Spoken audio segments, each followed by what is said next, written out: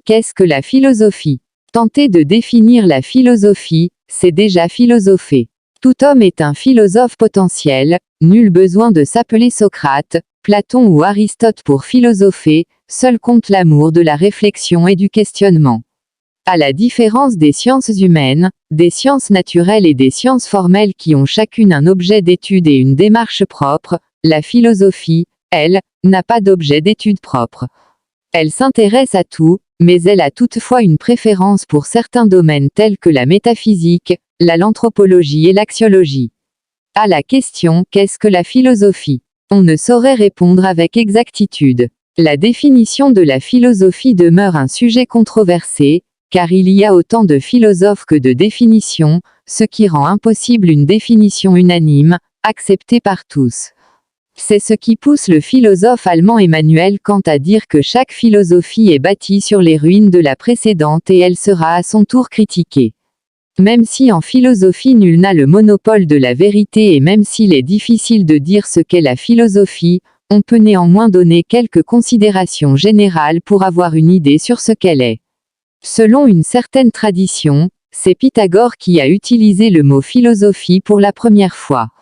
De passage à Fliante, Pythagore a eu de nombreux échanges avec le souverain de cette ville, Léon.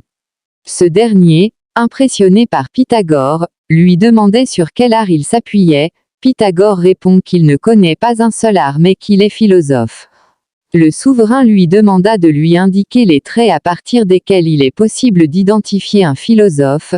Pythagore de répondre que ce sont ceux qui observent avec soin la nature, ce sont ceux-là qu'on appelle amis de la sagesse, c'est-à-dire philosophes. En fait, Pythagore se présentait en philosophos, amoureux du savoir, et non en sophos, savant. Pour mieux se faire comprendre, il compare la vie à une foire et dit « La vie des hommes est semblable à ces grandes assemblées qui se réunissent à l'occasion des grands jeux.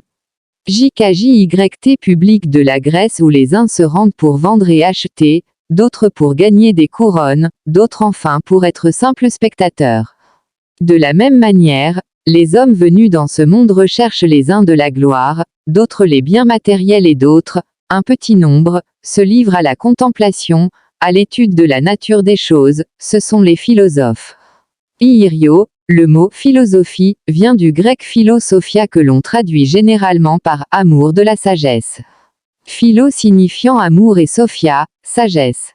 Dans l'expression amour de la sagesse, l'amour désigne une recherche, une conquête, une quête ou un désir. Le mot sagesse signifie ici la connaissance.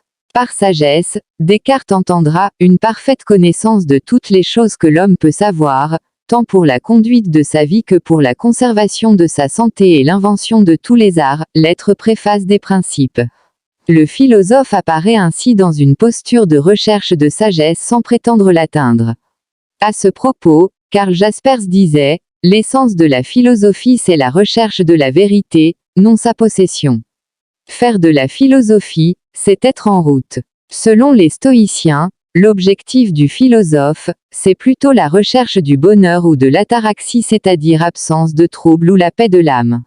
Pour Leibniz, la philosophie serait inutile si elle ne permettait pas aux hommes d'être heureux. À quoi sert-il de philosopher, si la philosophie ne me permet pas d'être heureux ? Dit-il, c'est pourquoi toutes les philosophies, le stoïcisme et l'épicurisme y compris, ont pour fonction de rechercher le bonheur.